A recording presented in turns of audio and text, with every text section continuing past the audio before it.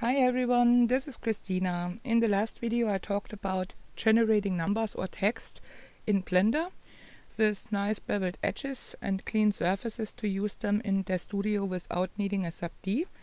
A dear friend of mine, hello Michael, also watched that video and mailed me. He had 2 questions. I've translated this to English so you can read them yourself. Let me answer this one first. That's about this axis you see here in the corner. No, I didn't use one of my special builds for tutorials. I always use the standard build, the standard version you can download on blender.org.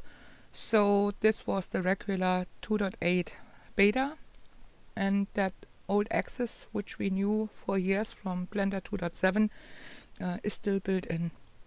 If you go to Edit, Preferences, and then choose the viewport section, you can change that here. This interactive navigation is default with Blender 2.8, but I don't like it.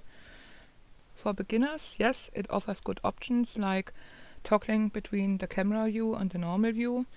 You can click on those circles to go to other views, but all those options are still available as shortkeys, which I'm used to, and they are faster than clicking that stuff. So I don't use those options here anyway. And I find it kind of confusing when I rotate the view. I sometimes don't know what I'm looking at. Let me show you what I mean. Let's say I worked at the bottom of the object and rotated it this way and maybe this way again. With this gizmo here, I often don't know what I'm looking at. Is this face here the top or the bottom? And if it is the top, am I looking from the front or from the back? With the simple axis, I see right away if my view is rotated or not, and this one is. So I'm sticking with the simple axis. If I see that, I see, okay, the Z-axis is upside down, so I will rotate it like this. And the Y-axis normally goes in this way, so let's rotate it this way one more time. This is the default for the axes, so I know now I'm looking at the top face here and from the front.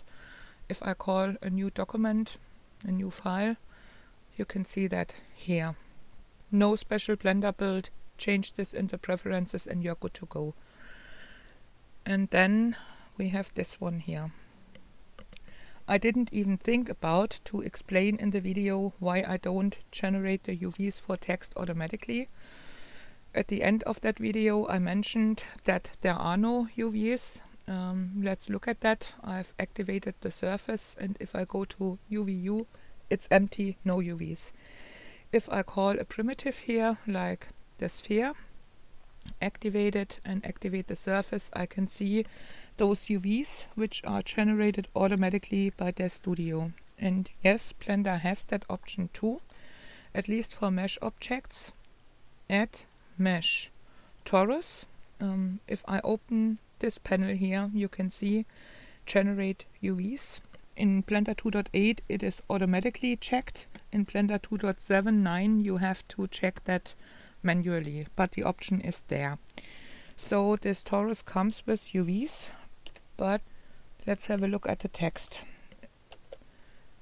Let's add text, and you see, no, there isn't an UV option. I can only align this to the view, which I will do before I forget it. And I will change the sample text. I only use that one character. Let me show the wireframe so you can see that ugly mesh. And I will rotate it a little bit. So let's go to the text tab. You see geometry options, no UV options, but let's set up the extrude and a bevel here.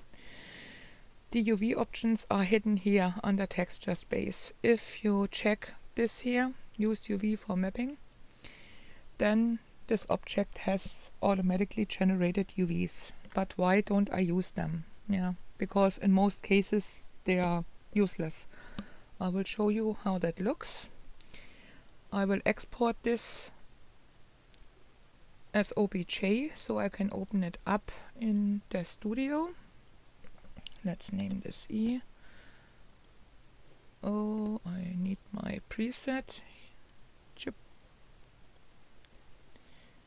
And let's open this up. Import and accept my options. And if I activate this surface, you can see UVs.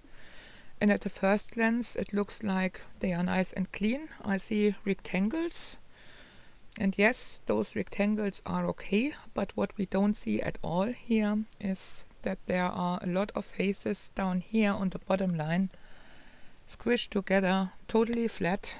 And I will show you that in Blender because I can't zoom in here. So let's go back to Blender and let's convert this to a mesh. And if I then go into the, let's keep the original and hide it. If I go then to the UV editing layout, here our UVs will appear, and here I have my object already in edit mode. That happens automatically, but I will go to the face mode and let's click this face. You can see that here. Small and long stretched, but still a rectangle. And that's the same with this one, or this one, this one, this one, or the faces from the bevel here. In fact, all those rectangles we see here are only from the extrusion and the bevels. These faces from the front or from the back, if I click them, now you can see what happens here. If I zoom in, you see that's totally flat. Those are no UVs you can use to work with. And that's the reason why I don't generate them at all, and I just did forget to mention that. That's it for this video. In the next two videos we will see how we can clean up the mesh and generate clean UVs. So thanks for watching. Have a great time. Bye bye.